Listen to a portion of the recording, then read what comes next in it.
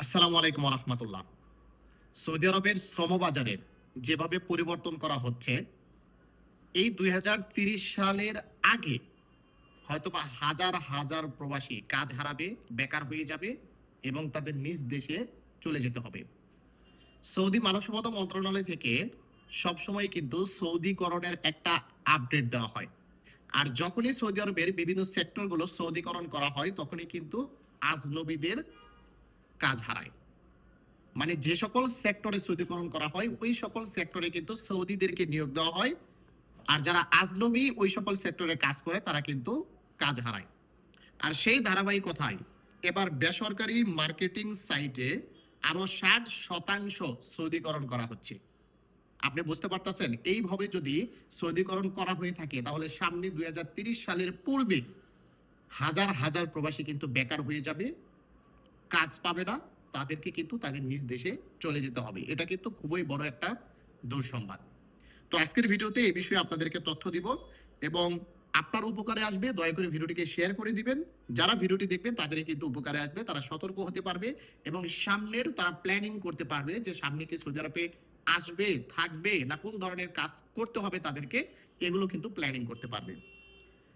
মানব সম্পদ ও সামাজিক উন্নয়ন মন্ত্রণালয় স্ক্রিনে খেয়াল করে দেখুন, সৌদি গেজেটে একটি নিউজ প্রকাশ করেছে। এখানে বলা হচ্ছে বেসরকারি খাতের মার্কেটিং পেশায় সৌদিকরণ করা হয়েছে আরো 60%। এখানে আছে মার্কেটিং ম্যানেজার, বিজ্ঞাপন ব্যবস্থাপক, গ্রাফিক্স ডিজাইনার, বিজ্ঞাপন এজেন্ট, মার্কেটিং বিশেষজ্ঞ এবং বিজ্ঞাপন ডিজাইনার এবং আরো অসংখ্য পেশাতে কিন্তু সৌদিকরণ করা হচ্ছে। এই পেশাগুলোর জন্য সর্বনিম্ন বেতনও নির্ধারণ করে দিয়েছে ৫,৫০০ রিয়াল।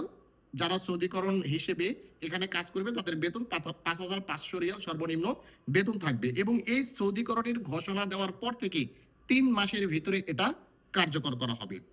এবং দ্বিতীয়ত আরো কিছু বেসরকারি প্রতিষ্ঠানে ৬০% সৌদিকরণ করা হয়েছে। এর ভিতরে রয়েছে বিক্রয় ব্যবস্থাপক, খুচরা ও পাইকারি বিক্রয় প্রতিনিধি, আইটি, যোগাযোগ সরঞ্জাম এবং বিক্রয় বিশেষজ্ঞ এবং বাণিজ্যিক বিশেষজ্ঞ, এই সকল পেশাতে কিন্তু সৌদিকরণ করা হচ্ছে।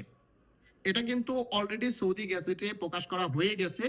আশা করতেছি বিগত ৩ মাসের ভিতরে এটা কার্যকর করা হয়ে যাবে।